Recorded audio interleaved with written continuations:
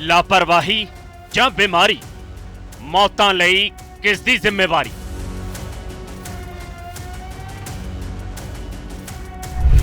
कि मौतां दा कारण बनी ऑक्सीजन दी कमी?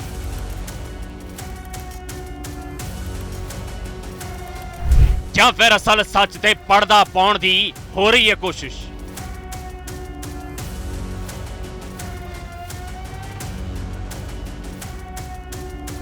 एतवार शाम नूं जलंधर सिविल अस्पताल च हंगामा खड़ा हो गया।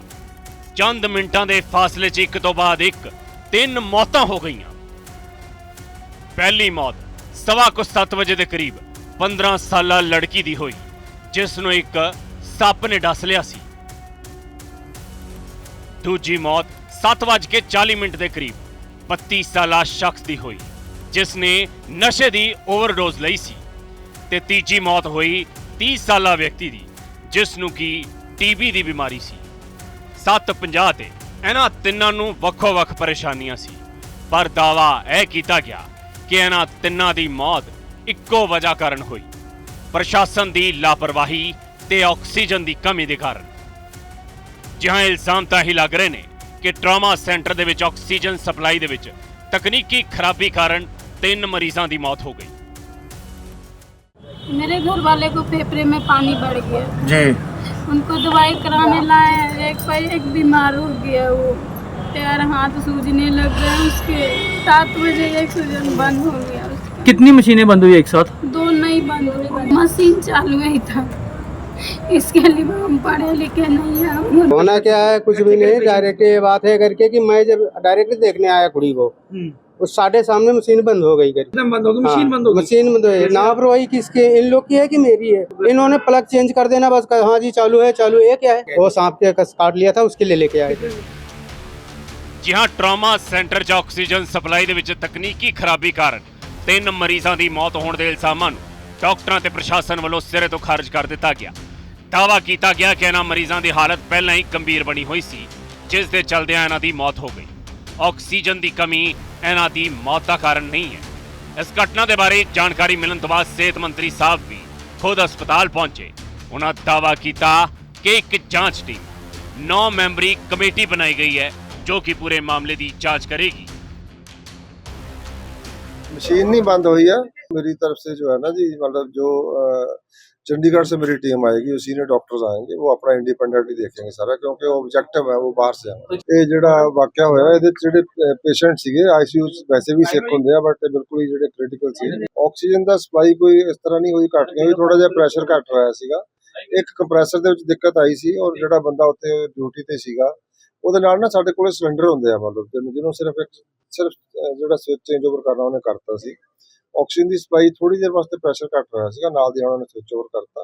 ਔਰ ਦੂਜਾ ਜਿਹੜਾ ਪੁਆਇੰਟ ਹੈ, ਚੱਲਦਾ ਪਿਆ ਪਲਾਂਟ ਓਵਰ, ਉਹਨੇ ਕੰਪਰੈਸਰ ਵੀ ਜਿਹੜਾ ਦੂਜਾ ਸਟਾर्ट करके ਉਹਦੇ ਤੇ शिफ्ट करता। ऑक्सीजन की सप्लाई पूरी है, हमारे पास ऑक्सीजन की कमी नहीं है। सरकार के जो कह रही है हम ठीक कह रही है, हम सारा कुछ सर्विस दे रहे हैं, पर पेशेंट ऑलरेडी सीरियस थे। अगर सीरियस थे तो वेंटिलेटर पे डाले हुए थे ना। अगर पेशेंट सीरियस नहीं था, उसकी डेथ हो जाए, कोई ऑक्सीजन सप्लाई नहीं दी, हमने कुछ नहीं दिया, अच्छे डॉक्टर थे।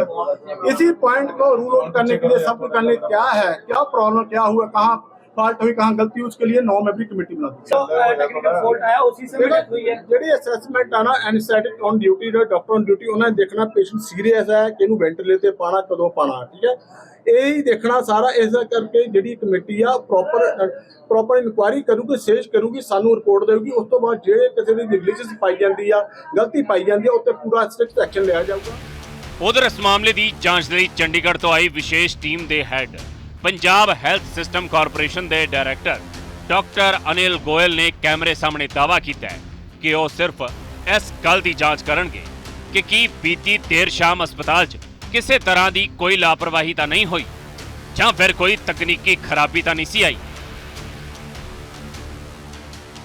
टेक्निकल टीम तो सारी रिपोर्ट ले रही है, पीएसए का की स्टेटस है, मैनीफोल्ड का की स्टेटस है, सेंसर्स का की स्टेटस है, स्टाफ का की स्टेटस, स्टाफ कितना सीगा, प्रॉम्प्ट सीगा, अवेलेबल सी, नहीं अवेलेबल सी, ठीक है जी, सारा कुछ सीगा, स्टाफ ही है नहीं सी, ਅਸੀਂ ਕੀ ਕਰਾਂਗੇ? ਤੁਸੀਂ ਗੱਲ ਸਮਝੇ?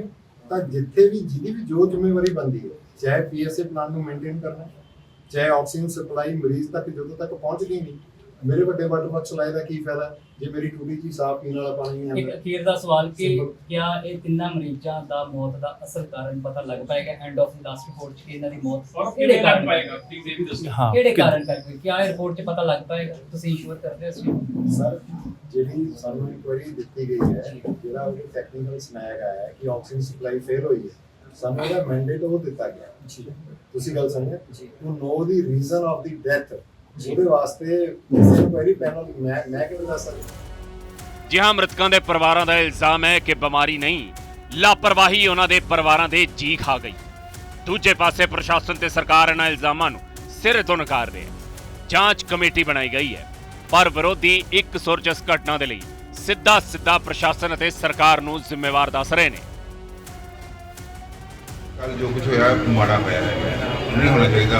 ਉਹਦੇ ਬਾਰੇ ਅਸੀਂ ਜਾਣਕਾਰੀ ਲਵਾਂਗੇ ਵੀ ਕੱਲ ਜੋ ਹੋਇਆ ਕਿਉਂ ਹੋਇਆ ਕਿਵੇਂ ਹੋਇਆ, ਇਸ ਕਰਕੇ। Sir as per preliminary reports health authorities ਦੀ ਕੋਈ ਨੈਗਲੀਜੈਂਸ ਹੈਗੀ ਇਹਦੇ ਵਿੱਚ? ਦੇਖੋ ਹੁੰਦਾ ਤਾਂ ਕਿ ਜਦੋਂ ਕੋਈ ਵਾਰਦਾਤ ਹੁੰਦੀ ਹੈਗੀ ਹੈ ਉਹਦੇ ਬਾਅਦ ਜਦੋਂ ਉਹਦੇ ਬਾਰੇ ਚੈੱਕਅਪ ਕੀਤਾ ਜਾਂਦਾ, ਇਨਕੁਆਇਰੀ ਕੀਤੀ ਜਾਂਦੀ, ਤਾਂ ਪਤਾ ਲੱਗਦਾ ਹੈ ਕਿ ਉਹ ਕੀ ਕਾਰਨ ਸੀ, ਕਿਉਂ ਹੋਇਆ। ਸੋ ਅਸੀਂ ਬਿਫੋਰ ਐਨੀ ਇਨਸਪੈਕਸ਼ਨ, ਬਿਫੋਰ ਐਨੀ ਸਟੱਡੀ ਕੁਝ ਨਹੀਂ ਕਹਿ ਸਕਦੇ ਵੀ ਕਿਉਂ ਹੋਇਆ, ਪਰ ਜੋ ਹੋਇਆ ਮਾੜਾ ਹੋਇਆ। ਇਹ ਸਰਕਾਰ ਜਿਹੜੀ ਹੈ ਨਾ, ਮੈਨੂੰ ਐਂ ਲੱਗਦਾ ਹੁੰਦਾ ਵੀ ਚਲੋ ਆਟੇ 'ਚ ਮਾੜਾ ਮੋਟਾ ਲੂਣ ਪਾ ਲਓ, ਪਰ ਇਹ ਤਾਂ ਲੂਣ ਹੀ ਗੁੰਨਣ ਲੱਗ ਪਏ।